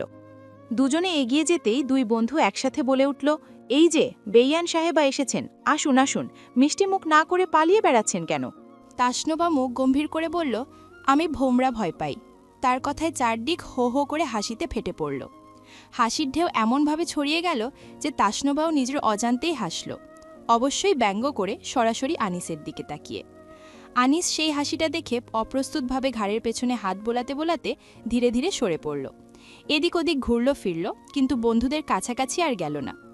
রাহাত বলল, আপনাকে বেআইন সাহেবা ডেকেছি বলে একজনের পালপিটেশন বেড়ে যাচ্ছে। তাসনোভা ঠোঁট কোচকাল, ঢং। আনিস পুরো ক্লাবটা ঘুরে ঘুরে দেখছিল আর মুক্তা বাবা চাচাদের সাথে কথাবার্তা বলছিল। তারাও চাকরির বিষয়াদি নিয়ে গুরুত্বপূর্ণ বলাবলি করছিল। আনিস তাদের সাথে অনেক গম্ভীর আলাপ আলোচনা করল সেখানে দাঁড়িয়ে। তারপর যখনই বন্ধুদের দিকে এগোতে যাবে, তখনই তাসনোভা মিষ্টির প্লেট নিয়ে উপরে চলে যাচ্ছিল। হঠাৎই তার সামনে পড়ে গেল। কপাল কুঁচকে তাকিয়ে বলল, আপনাকে দেখে মনে হচ্ছে বিয়েবাড়িতে মেয়ে দেখতে এসেছেন। আনিস খুবই স্বাভাবিকভাবে বলল, ছেলেদের কাজে মেয়ে দেখা, আমি অবিবাহিত পুরুষ মানুষ, মেয়ে তো দেখবই, বিয়ের আগে মেয়ে দেখা হালাল। সাবধানে দেখবেন, নইলে কেস খেতে পারেন। ঘরের জানালা দিয়ে উকি দিলেই প্রতিবেশীদের দেখা যায়, তাদের নতুন করে দেখে কেস খেতে চাই না, তুমি নিশ্চিন্তে থাকতে পারো। তাসনোভা কপাল কুঁচকে ফেলল। এত আওয়াজ কোলাহলের ভেতর সে বুঝে উঠল না আনিস ভাই কি বলতে চেয়েছে। শুধু এটুকু বুঝল তাকে আবারও খোঁচা মেরে কথা বলেছে। মেয়েদের মতো খোঁচাখুচির অভ্যাস আছে ওনার, একেবারে ফালতু। পেছন থেকে আনিসের বন্ধুরা বলল, কিরে তুই কোথায় চলে গেলি? আমরা সবাই বেআইনের হাতে মিষ্টি খেলাম, তোরটা মিস গেল। আনিস বলল, আমি যা খেয়েছি তা এখনো হজম হয়নি, তোরা যাবি? ঘড়ি দেখল সে, বলল, অনেক রাত হয়েছে, আমাকে একা যেতে হবে, নইলে তোরা থাক, আমি চলে যাচ্ছি, আমাকে বাইপাস দিয়ে যেতে হবে। বলতে বলতে সে বর ইশরাকের কাছে গেল। তাসনবা শিরোদেয়ে উঠছিল এক হাতে মিষ্টির প্লেট আর শাড়ি ধরে। হঠাৎ থেমে গেল তার পা জোড়া। পুনরায় সিঁড়ি বেয়ে নেমে গেল সে। মুক্তাকে বলল, মুক্তা, আমি চলে গেলে কেমন হয়? তুমি থেকে যাবে বলেছিলে না? না, কাল তিতলিকেও নিয়ে আসতে হবে, ওর ড্রেস চুজ করে দিতে হবে, ছোট ভাইয়াকেও বলতে হবে। আমার চলে যাওয়া উচিত, তুমি কিছু মনে করো না। হ্যাঁ, আমি যথাসময়ে পার্লারে চলে যাব। বলেই সে ঘাড় ফিরিয়ে তাকালো। ততক্ষণে আনিস বেরিয়ে গেছে। তাসনভা দ্রুত ক্লাব থেকে বেরোলো। বাইরে যেতেই দেখল আনিস মুক্তার ভাইয়ের সাথে দাঁড়িয়ে কথা বলছে। তাসনভা কিছুটা পেছনে গিয়ে দাঁড়াতেই মুক্তার ভাই বলল, নোভা, কিছু বলবে? জি ভাইয়া। ওনাকে আঙুল দিয়ে আনিসকে দেখিয়ে দিল সে। আনিস ঘাড় ফিরিয়ে তাকালো। কি? তাসনভা বলল, আমাকেও বাড়ি ফিরতে হচ্ছে এমার্জেন্সি, আপনি আমাকে নিয়ে যেতে পারবেন? একা ফিরছি বললে আব্বু বকবে। আমি বাড়িতে বলেছিলাম আজ ফিরব না, কিন্তু এখন ফেরাটা জরুরি হয়ে পড়েছে। আনিস মুক্তার ভাইয়ের কাছ থেকে বিদায় নিয়ে হাঁটতে লাগল। তাসনভা তার পেছনে পেছনে হাঁটতে হাঁটতে বলল, আশ্চর্য, কিছু বলছেন না কেন? আনিস বলল, কিন্তু আমি তো তোমাকে নিয়ে যেতে পারবো না। আমি বাইক নিয়ে এসেছি, আমিও সেকেন্ড পার্সন ক্যারি করতে পারি না বাইকে, অ্যাক্সিডেন্ট হওয়ার ভয় থাকে। তাসনভা তার বাইকের কথা শুনে বলল, সরি, আমি জীবনেও আপনার বাইকে উঠব না। আপনি আমাকে অপমান করেছিলেন, আমার স্পষ্ট মনে আছে। দরকার নেই আপনার বাইকে করে যাওয়ার, আমি বাসে করে ফিরব। আনিস বলল, আচ্ছা চলো, তোমাকে ডিরেক্ট গাড়িতে তুলে দিই, সোজা বাড়িতে পৌঁছে দেবে। আমি একা একা ভাড়া গাড়িতে যাব না, আমি যেতে পারবো, আপনাকে চিন্তা করতে হবে না, আপনি চলে যান। আচ্ছা, বাসস্ট্যান্ড অবধি যাই, তারপর দেখা যাবে। আনিস একটু দুশ্চিন্তায় পড়ে গেল। সে বাইকে উঠে বসল। তাসনভা রাস্তার পাশ দিয়ে হাঁটছে। রাস্তায় এখন তেমন জ্যাম নেই। তাসনভা হেঁটে হেঁটে বাসস্ট্যান্ড অবধি চলে এলো। সেখানে পটিয়া যাওয়ার বাসগুলোতে তেমন মানুষজন নেই। তাছাড়া একা একটা মেয়ে নিরাপদও না। পটিয়া থেকে আজিমপুর যাওয়া অবধিও তো অনেকটা পথ। আনিস শেষমেশ চুপচাপ দাঁড়িয়ে থেকে বলল, আচ্ছা বাইকে ওঠো, বাসে হবে না, এত রাতে ঝামেলা হয়ে যাবে। তাসনভা গম্ভীর মুখে জেদ বজায় রেখে বলল, আপনার বাইকে আমি যাব না। আমাকে বসতে বলেই তো আপনি সাঁ করে দৌড় মেরেছিলেন, আজ একদম এসব হবে না। আনিস ঠোঁট কামড়ে একবার তাকালো, কিছু বলতে গিয়ে থেমে গেল। জেদি মেয়ে, ওর সাথে তর্ক করে লাভ নেই। তাসনভাও কোনোভাবেই রাজি হল না। অগত্যে তাকে বাসে উঠিয়ে দিয়েই আনিস ফিরতে বাধ্য হল। তবুও ওকে একা পাঠিয়ে সে স্বস্তি পাচ্ছিল না। মেয়ে মানুষ এত রাতে একা বাসে, ব্যাপারটা চিন্তার। তাই সে বাসটার পিছু পিছু দূরত্ব রেখে বাইক চালিয়ে যেতে লাগল। যদিও বাস ফেলে সে আগেই অনেকটা পথ চলে এসেছে। মাঝপথে পৌঁছতেই হঠাৎ ফোনের রিং। তাওসিফ ফোন করছে। এত রাতে ফোন কেন? নিশ্চয়ই জরুরি কিছু। আনিস সাইডে বাইক দাঁড় করিয়ে কল রিসিভ করল। রাগে তাওসিফের কাপা গলা শোনা গেল। আনিস ভাই, নুভা নাকি এখনও বাসস্ট্যান্ডের সামনে একটা বটতলায় দাঁড়িয়ে আছে, আপনি আসার রাস্তায় ওকেও নিয়ে আসেন। বেয়াদ্দবটা আজ বাড়ি ঢুকুক, এক চড়ে কান ফাটিয়ে ফেলব। আমাকে বলেছে আসবে না, এখন আবার বলছে চলে আসবে। এখন আমি ঘুম থেকে উঠে তাকে আনতে যাব? এটা সম্ভব? আনিস ভুরুকুচকে বলল, ও আমার সামনের বাসে। না, ও বাস থেকে নেমে গিয়েছে। আনিসের চোখ বড় হয়ে গেল। কি? কখন? হ্যাঁ, ওর দ্বারা সব সম্ভব। এখন ভয় পাচ্ছে। আপনি প্লিজ একটু দেখেন, আপনার বাইকে উঠিয়ে আনেন। আজ বাড়িতে আসুক, বাকিটা পরে হবে। বেয়াদ্দব মেঘ কোথাকার, ওকে দেখে নেব আমি আজকে, আসুক একবার। তাওসিফের রাগে গর্জন করছে। আনিস তাড়াতাড়ি বলল, ও কোন জায়গায় নেমেছে? লোকেশন বলো। তাওসিফ বলল, বাসস্ট্যান্ডের কাছেই, পটিয়ার কেউ নেই তাই নাকি নেমে গিয়েছে। আচ্ছা, মেসেজ চেকবেন, ওর নাম্বার দিচ্ছি, আপনি ফোন দেন, আমি আপনার নাম্বারও ওকে দিচ্ছি। তাওসিফের গর্জনে বাড়ির সবাই এক জায়গায় জড়ো হয়েছে। সবার হইচই শুনে শাইনারও ঘুম ভেঙে গিয়েছে। তিতলি ঘুমায় তার সাথে। ঘুমানোর সময় ওর হাত থাকে উত্তরে, পা থাকে দক্ষিণে। এত নড়াচড়া করে ঘুমের মধ্যে শাইনার ভয় হচ্ছে। কোন সময় তার পেট বরাবর ধুম করে লাথি দিয়ে বসে কে জানে, লজ্জায় কিছু বলতেও পারছে না। আনিস ফোন করল। রিং বাজতেই তাসনুভা রিসিভ করল। আনিস সরাসরি জিজ্ঞেস করল, কোন জায়গায় দাঁড়িয়ে আছো? তাসনুভা ঠান্ডা গলায় বলল, আমি বটতলার একটু সামনে। ফোন কেটে আনিস আবার ঘুরে গেল। রাস্তার বাতির নিচে দাঁড়িয়ে থাকা মানুষজনের ভিড় স্ক্যান করতে করতে সে বাইক নিয়ে বটতলার সামনে এসে থামল। আর সেখানেই তাসনুভা একাই দাঁড়িয়ে আছে। শীতে হাত দুটো বুকের কাছে ধরে রেখেছে, ঠকঠক করে শীতে কাঁপছে। আনিস কিছু বলল না, শুধু বাইকটা তার সামনে এনে একটা হর্ন বাজালো। তাসনুভা কিছুক্ষণ নড়ল না, স্থির দাঁড়িয়ে রইল বাইকটার দিকে চেয়ে। তারপর শীত নিবারণের জন্য শাড়ির আঁচলটা টেনে গা ঢেকে নিয়ে ধীরে ধীরে এসে বাইকের পেছনে বসল। বাইক স্টার্ট দেওয়ার সাথে সাথেই একটা ঝটকা। তারপরই তাসনুভার নরম ঠান্ডা হাত দুটো তার পাঞ্জাবির কাঁধে এসে চেপে ধরল। মুঠোটা শক্ত। আনিস কিছু বলল না। রাতের কুয়াশা ভেদ করে দুজন ধীরে ধীরে অদৃশ্য হল পথের মোড়ে। উঠোনে এসে বাইকটা থামালো আনিস। উঠোনে সাইদা বেগম দাঁড়িয়ে আছেন, গায়ে শাল জড়ানো। তিনি ঠকঠক করে কাঁপছেন। আনিস ফিরতে দেরি করছিল বলে উনি বাইরে এসে ছেলের অপেক্ষায় দাঁড়িয়ে আছেন। শাওন এত করে বলল কিন্তু তিনি শুনলেন না। আনিসের পেছন থেকে তাসনোভাকে নামতে দেখলেন। তাসনোভা বলল, আপনাকে ভাড়া দিতে হবে? আনিস বলল, না, যাও, এটা রাখুন। হাতের মুঠোয় কত টাকা সেটা দেখা গেল না, তবে আনিস এতটুকু বুঝল এই মেয়ে টাকা দিয়ে ভাড়া দিচ্ছে না, তার গাল বরাবর ঠাস ঠাস করে দুটো চড় দিচ্ছে সাহায্য করার প্রতিদান হিসেবে। নিজের বিরক্তি আর রাগ লুকিয়ে সে বলল, এত অল্প টাকায় কি হবে? গাড়ির তেলের দাম দিতে হবে, এত অল্প টাকা নেব না। তাসনুবার চোয়াল ঝুলে পড়ার অবস্থা। মানে সে দেবে তেলের দাম? কৃতজ্ঞতা প্রকাশ করে ভাড়া দিচ্ছিল আক্কেল করে, কিন্তু তাই বলে এভাবে তেলের দাম চেয়ে বসবেন উনি? এত নির্লজ্জ পুরুষ মানুষ সে জীবনেও দেখেনি। ভারী আশ্চর্য তো।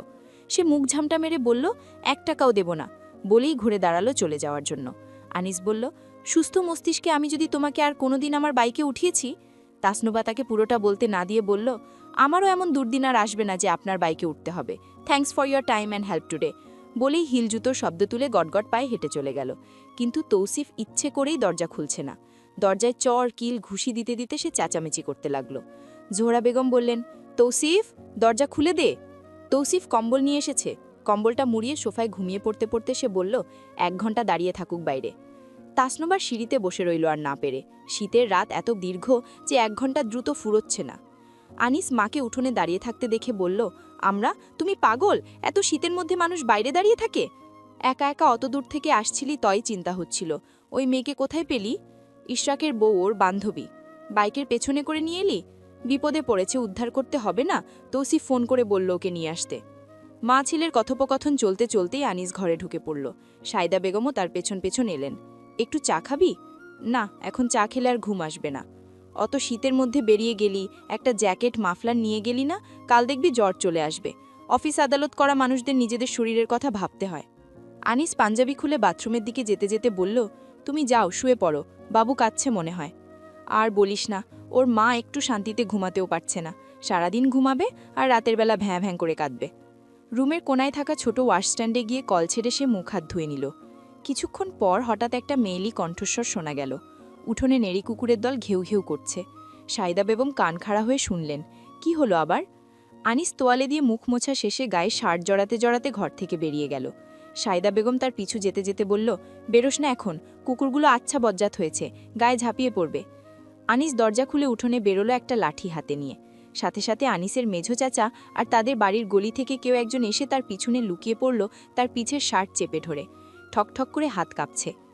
আনিস ভাই, হেল্প মি, এই বীজগুলো আমাকে চোর ভেবে নিয়েছে। আনিস ঘাড় ঘুরিয়ে তাকে দেখে অবাক হয়ে গেল। তুমি এখনো বাড়ি যাওনি? দুশাপাশে মাথা নাড়ল। ছোট ভাইয়া দরজা খুলছে না, পানিস। আনিস হতাশ হয়ে বলল, শার্ট ছেড়ে দাও। বিষয়টা তাসনুবার বোধগম্য হতেই সে শার্ট ছেড়ে দিল। কুকুরগুলো তাদের দেখে আরও বেশি ঘেউ ঘেউ করছে, গায়ের উপর ঝাঁপিয়ে পড়বে এমনভাবে ডাকাডাকি করছে। আনিস পাশ থেকে ইট পাথর কুড়িয়ে মারার ভয় দেখালো। ঘেউ ঘেউ করে সরে পড়তে লাগলো তারা। আরেকটা তেড়ে আসতেই আনিস ইট ছুঁড়ে দিল। কুকুরটি ঘেউ ঘেউ করে দূরে সরে গেল। তাসনুবা হাততালি দিয়ে বলল, আরেকটা মারুন।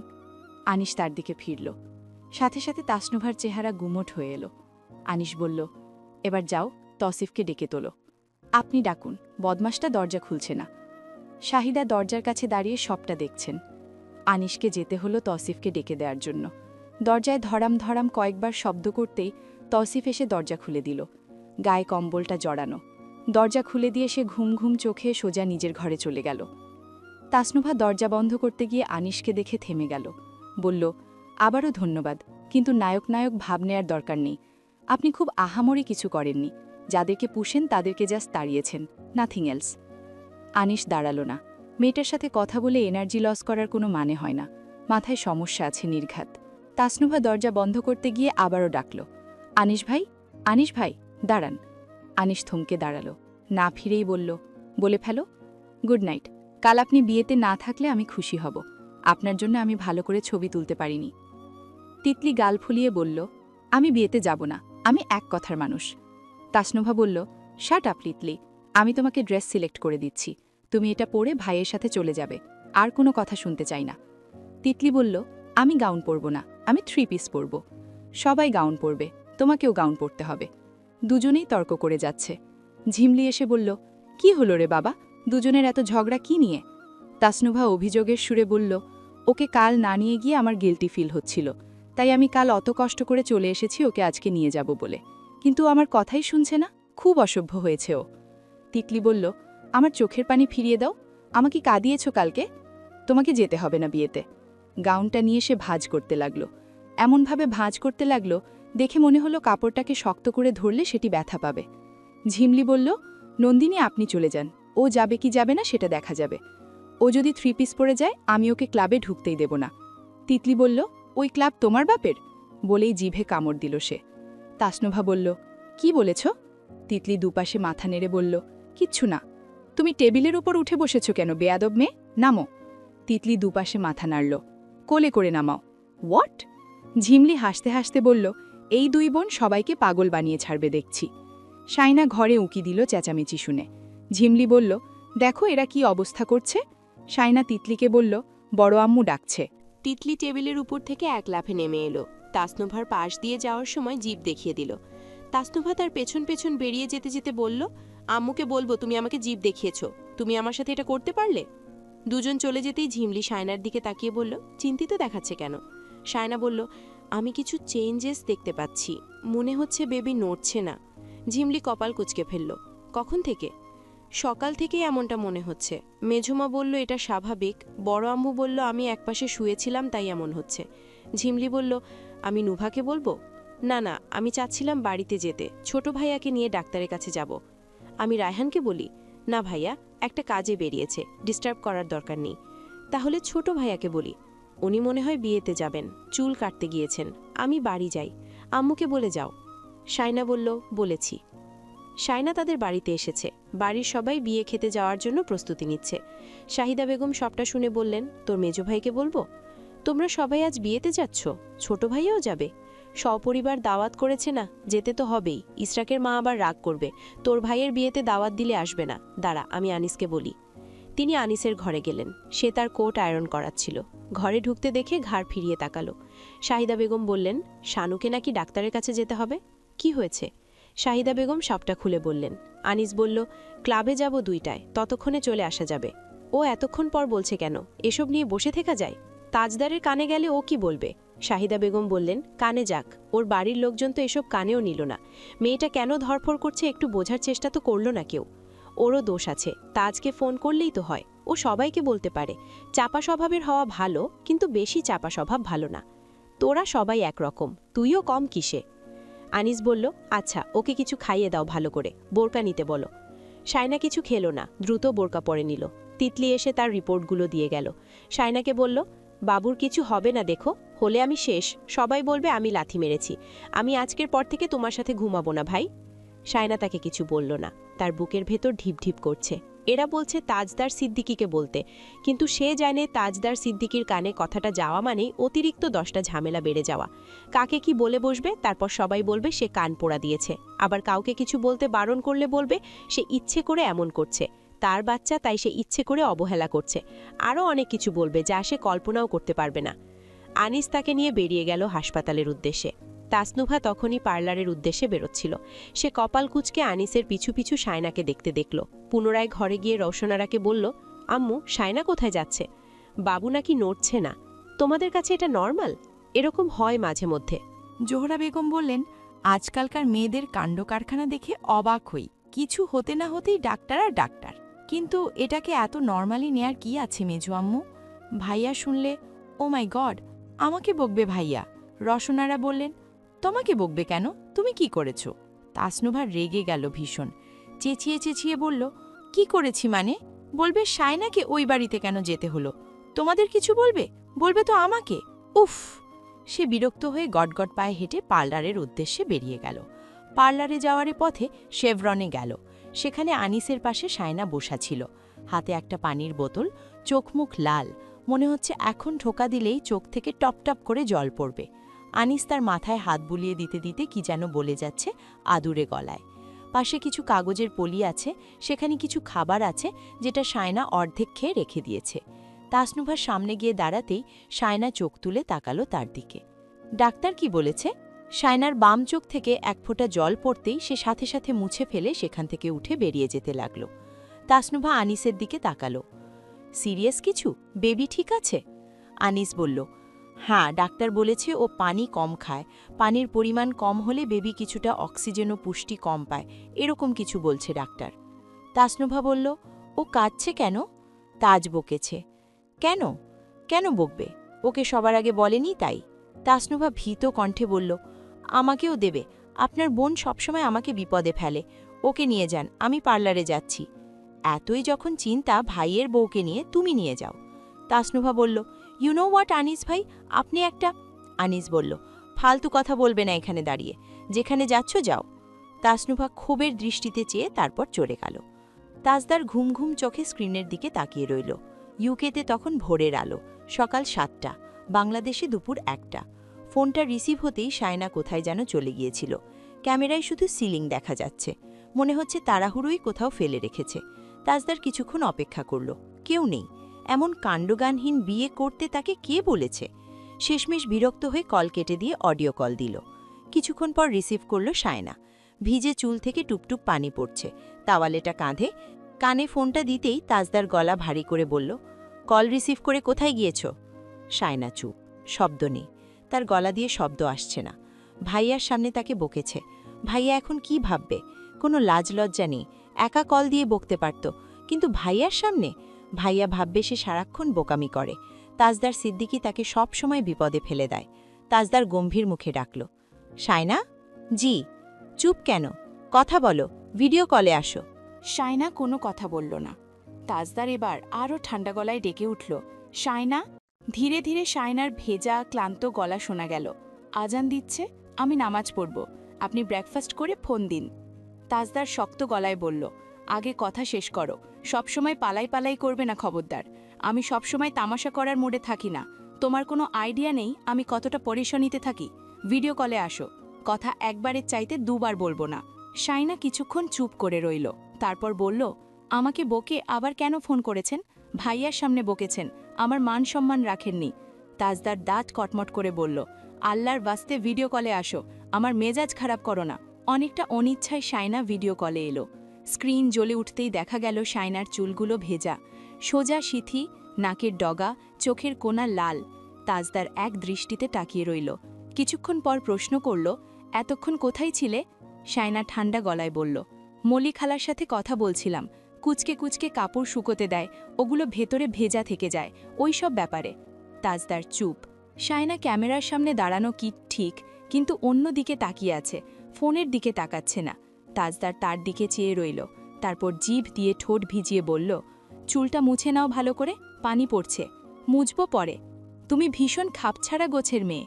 শায়না সাথে সাথে ক্যামেরার দিকে তাকালো, ফোনে হাত দিতে যাবে, তখনই তাজদার বলল, খবরদার, ক্যামেরা অফ করবে না। উচিত কথা বললে খারাপ লাগে তাই না? Do you have any idea how tense I feel here all the time Shayna Mumtaz? Shayna মুখ ফিরিয়ে রাখল, ক্যামেরার দিকে ফেরালো না। তাজদার তার মুখের এক পাশ দেখতে পাচ্ছে শুধু। ওয়েল, তোমার আমার চেহারা দেখতে ভালো লাগছে না, বেশ, দেখো না, অফ করো ক্যামেরা। বাট লিসেন, তুমি ভীষণ খাপছাড়া গোছের একটা মেয়ে, তুমি সব ব্যাপারে আমাকে জানানোর ব্যাপারে অমনোযোগী। ইচ্ছে করেই এমন করো তাই না, যাতে আমার হেল্প ছাড়া সবকিছু ম্যানেজ করতে পারো? এত পণ্ডিত হলে একা থাকতে, বিয়ে শাদী করেছ কেন? আমাকেই বা কে বলেছে এই মেয়েকে বিয়ে করতে?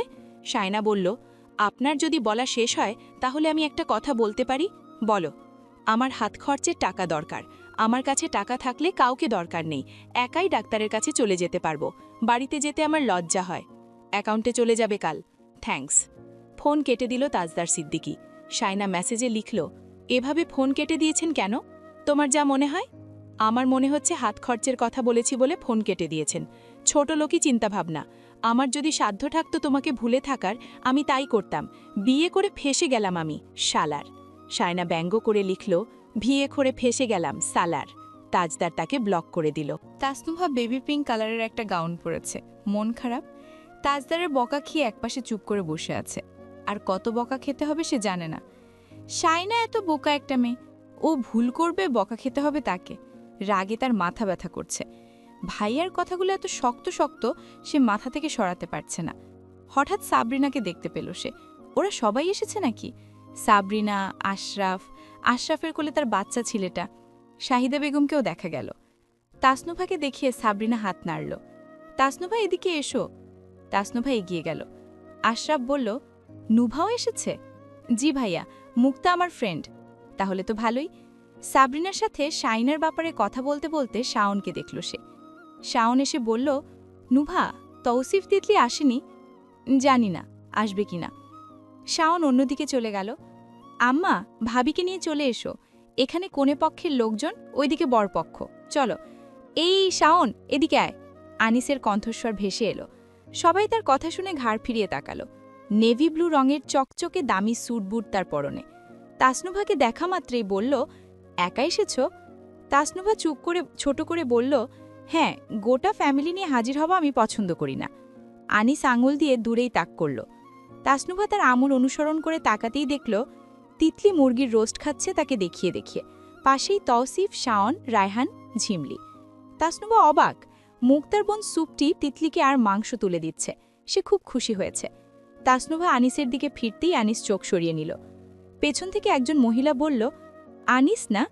আনিস ঘাড় ফিরিয়ে তাকালো। আন্টি। মহিলার পাশে থাকা লোকটির সাথে হেসে হ্যান্ডশেক করে বুকে জড়ালো। মহিলা বলল, আনিসের প্রমোশন হয়েছে না? শাহিদা বেগম বলে উঠলেন, হ্যাঁ, প্রমোশন বেড়েছে, কালই খবর পেল। এখনও কাউকে শোনায়নি। এখান থেকে গিয়ে সবাইকে শোনাবো। মেয়ে একটা পাশের বাড়িতে বিয়ে দিয়েছি, মিষ্টি পাঠাতে হবে, তাই শোনায়নি। আনিস মাকে সাবধান করার জন্য নানা ইঙ্গিত করছে, কিন্তু মা তার দিকে তাকাচ্ছে না। পাশ থেকে আরেক বন্ধুর মা শাহিদা বেগমের উদ্দেশ্যে বলল, ছেলের প্রমোশন হয়েছে, এবার বোম ভরে তুলুন। আর কত? শাহিদা বেগম হাসি মুখে বললেন, ছেলেগুলো এত মা নেওটা, কতবার বললাম নিজে পছন্দ করে একটা মেয়ে কর। না, তার মেয়েদের সাথে কথা বলতেও নাকি লজ্জা করে। কখন আমি মেয়ে খুঁজবো আর তাকে বিয়ে করাবো? বড়টাকে কোনো মতে করালাম, এখন এইটার জন্য একটা ভালো মেয়ে নিয়ে আসতে পারলে বাঁচি। আনিস বলল, আম্মা চলো খাবে। আন্টি আপনারাও চলুন, এক টেবিলে বসিয়ে দিই। তাসনুভা সাবরিনাকে বলল, আপনার দেওর আজকে এভাবে সেজে গুজে এসেছে কেন, তার কারণ বুঝলাম। সাবরিনা হেসে ফেলল, মজা করে বলল, আমার দেওর না সাজলেও চকচক করে। শোনো, ওই মেয়েটাকে দেখছি তোমার আনিস ভাইয়ার জন্য, ভালো হবে না। দেখো দেখো। সাবরিনা আঙুল দিয়ে দেখিয়ে দিল। তাসনুভা মেয়েটির দিকে তাকালো। একটা ব্লু সাদা রঙের সালোয়ার কামিজ পরেছে। মাঝে মধ্যে শাহিদা বেগম, আশরাফ, আনিস যেখানে দাঁড়িয়েছে সেদিকে লাজুক ভঙ্গিতে তাকাচ্ছে। এটা ঠিকঠাক আছে। তাসনুভা বলল, আনিস ভাইয়ের কচি মেয়ে পছন্দ দেখছি। আচ্ছা আচ্ছা, থুরথুরে বুড়োগুলোও কচি মেয়ে পছন্দ করে আজকাল, সেখানে আনিস ভাই, ইটস ওকে। না না, এমন না। আনিস ডাকল, ভাবি খেতে আসো, কথা পরে বলবে। তুমি খেয়েছ? নুভা নিজের দিকে আঙুল তাক করে বলল, আমি? হ্যাঁ, খেয়েছ? আমি বিয়েবাড়িতে খেতে আসি না, ঘুরবো ফিরবো, ছবি তুলব। বেশ ভালো, আমরা সবাই খেতে এসেছি, ভাবিকে ছেড়ে দাও, খেয়ে আসুক। আমি ধরে রেখেছি কি? আশ্চর্য। সাবরিনা চলে গেল শাহিদা বেগমের সাথে। আনিস খুঁজে খুঁজে দেখছে তার পরিচিত আর কে কে খেতে বসেনি। হাত তুলে আশরাফকে ডাকল, ভাইয়ে। আশরাফ তার দিকে তাকালো। বাবুকে কোলে নিতে হবে, তোর ভাবি খেয়ে উঠুক, আমি পরে খাবো। ওকে শাওনের কোলে দেব, খেতে বসে যাও তুমি, এখন আমাকে দাও। আশরাফ তার ছেলেকে আনিসের কোলে দিল। আনিস তাকে নিয়ে শাওনের দিকে চলে যাচ্ছিল, তখনই তাসনুভা তিতলির হাত ধরে টেনে এনে নিয়ে যাচ্ছিল সাজঘরে। লিপস্টিক সরে গিয়ে কি বাজে দেখাচ্ছে তিতলিকে। আগে সে তিতলিকে একটা চড় দেবে, কারণ তার পছন্দের ড্রেস না পরেছে ছোট ভাইয়ার পছন্দের ড্রেস, যেটা তাকে মানায়নি। দ্বিতীয়ত, সে নাকি শায়নার জন্য টিস্যু পেপারে মুড়ে ফ্রাইড চিকেন নিয়েছে ব্যাগের মধ্যে। তৃতীয়ত, লিপস্টিক দিয়েছে শেড না বুঝে। চতুর্থত, সে বেশি করে ব্লাশান দেওয়াই তাকে পুতুলের মতো দেখাচ্ছে। পঞ্চমত, সে জুতো পরেছে যেটা ড্রেসের সাথে মানানসই নয়। তাই তিতলি একটা চট ডিজার্ভ করে। তাকে রেগে মেগে তিতলিকে নিয়ে যেতে দেখে ঝিমলি বলল, এই ননদিনী। তাসনুভা শুনতে পেল না। ঝিমলি আবারও ডাকল, এই ননদিনী রায়বাঘিনী। তাসনুভা থেমে ঘাড় ফিরিয়ে তাকালো। কি হয়েছে আপনার? এত রাগ কেন? এত রাগ নিয়ে আপনি যাবেন কার কাছে বলুন তো? কোথাও যাব না। এত রাগ সামলাবে কে? তাসনুভা থেমে গেল। সাবরিনা, ঝিমলি দুজনেই নিজেদের মধ্যে তার কথা বলতে বলতে হাসছে। তাসনুভা বলল, আমি নিজেকে সামলাতে জানি। ওরা আবারও হাসল। আচ্ছা, তিতলিকে আস্তে করে মারিয়েন, বাচ্চা মেয়ে। তিতলি হঠাৎ করে বলল, ওই দেখো শায়নার মেজো ভাবি, শায়নার সাথেই পড়ে, ওটার সাথে আনিস ভাইয়ের বিয়ে হবে। ওহো, কতদিন পর বাড়িতে বিয়ে নামবে। তাসনোভা তার আঙুল অনুসরণ করে তাকালো। ওই মেয়েটির আশেপাশে শাওন, আনিস, তৌসিফ, আশরাফ, রায়হান সবাই দাঁড়িয়ে কথাবার্তা বলছে। আরও একজন আছে সাথে, মেয়েটির ভাই হবে হয়তো। তিতলি বলল, হাত ছেড়ে দাও, আমাকে ওই মেয়েটার ছবি তুলতে হবে। বলেই সে তাসনোভার হাত থেকে নিজেকে ছাড়িয়ে দৌড়ে দৌড়ে চলে গেল মেয়েটির পাশে। বন্ধুরা, কেমন লাগলো এই পর্বটি? কমেন্ট করে জানাতে ভুলো না। খুব শীঘ্রই এই গল্পের নতুন পর্ব নিয়ে হাজির হব তোমাদের মাঝে। তাই এখনও সাবস্ক্রাইব করে না থাকলে দ্রুত সাবস্ক্রাইব করে বেল আইকন বাজিয়ে দাও।